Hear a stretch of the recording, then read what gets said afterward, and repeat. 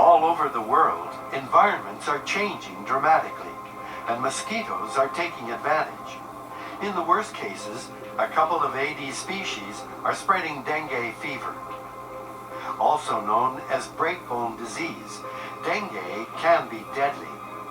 Half the world's population is now at risk of it. Robin Lindsay is Chief of Field Studies at the National Biological Laboratory in Winnipeg. Lindsay is on Canada's front line when it comes to tracking potentially dangerous mosquitoes. They're what I like to call hardwired. They do things on an instinctual basis. They don't think about what they're doing. They just do things. So they are certainly able to take advantage of opportunities as they present themselves. This is Dhaka, the capital of Bangladesh, and a hotspot for dengue fever. For Aedes mosquitoes, Dhaka is paradise. What we're seeing here is this obviously tropical vegetation. You can't feel the heat here, but this area is very tropical based on the heat and humidity, and this creates a perfect environment for mosquitoes. Hosts in the front, living quarters in the back. Aedes mosquitoes love the humidity, but need fresh, still water for breeding. So where are they hiding? That's why Lindsay is here.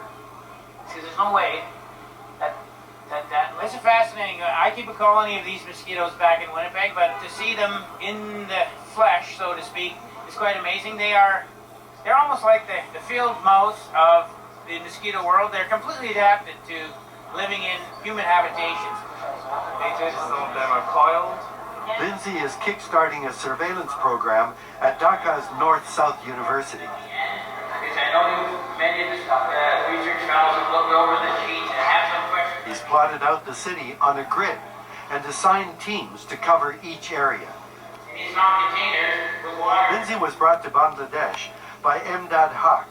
So what we need to do, we need to throw the dice and get that number and then walk to that house. Haq is a professor at the University of Manitoba, but he was born and raised in Bangladesh, and this project is his brainchild. It's a 4-year study of how social and environmental changes affect the spread of dengue. This project could be a milestone for the entire region. So we are hoping that we can, create a new frontier and work together with the community here in the Asian regions. Dhaka is the world's newest megacity. Millions of migrants from the countryside are moving in, pushing the population toward 20 million. It's the thriving textile and garment industry they've come for.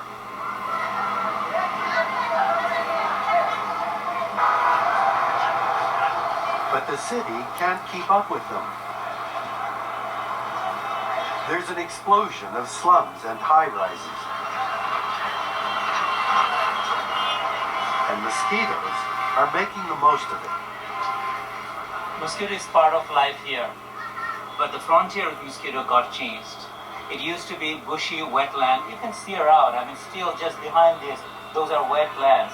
And you can see that it used to be wetland flora and fauna. There were always mosquitoes here, but the new buildings created a habitat for dengue carriers. When you go and survey these houses, it's very hard to find the mosquitoes. They're there and they're biting people, but the abundance is quite low. The best way to count them is to add up the larvae and pupae breeding in water containers. This house is mosquito-free, but outside it, the team finds larvae. And then they find some at a construction site. This is an eye-opener. Puddles are ignored in places like this by everyone, except the dengue-bearing mosquito. In Bangladesh, dengue fever used to be called Dhaka fever. Dhaka Medical College Hospital admits 6 to 8 dengue fever patients daily. কি সমস্যা নিয়ে ভর্তি হয়েছেন এখানে? This has come from mosquito bite, no doubt about that. আর কি সমস্যা ছিল জ্বরের সঙ্গে? In 2000, there was a major outbreak. It was an epidemic. More than officially 5,000 people got hospitalized, but our prediction it could be more than 10,000. Today, the team has come to a slump. In Dhaka, dengue is perceived as a disease of the affluent. That's because the rich get hospital treatment, and their cases are recorded. The poor get sick, below the radar. But the Aedes mosquito, it seems, does not discriminate. There's standing water here too, and larvae are breeding in it. Larva and pupa. In the end, larvae mostly showed up where this stressed city's water systems are inadequate. What is this? This is a Zapped type. They said that there are some. You take some sample. So, in Dhaka, are disease-bearing mosquitoes the price of progress? Worse, are they winning the battle? Yeah, I don't even think it's a draw right now. They are, in places like this, and even in North America, they're in many ways are winning. For M.Haq, trying to stay on top of the dengue-bearing mosquito is an endless task. First, we are trying to understand what is the transmission process, and then we'll try with some intervention.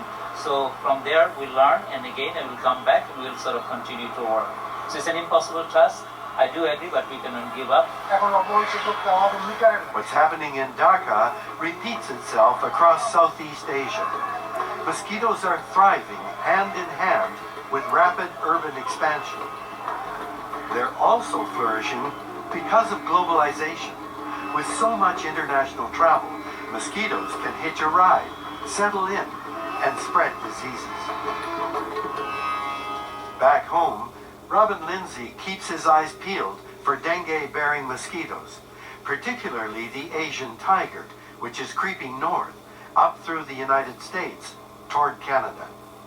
If climate change continues to expand the potential range of that mosquitoes, it's certainly theoretically possible that we could have dengue cases occurring here.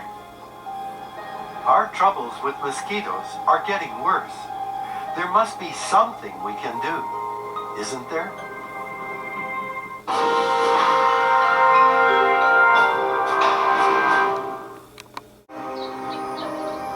In the end, she's a creature of contradictions.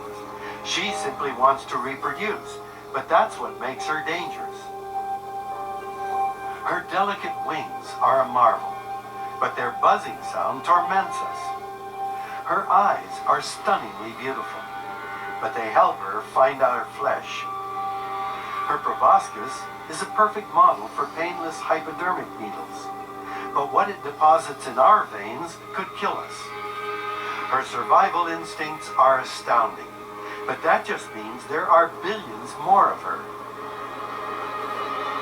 One thing is certain.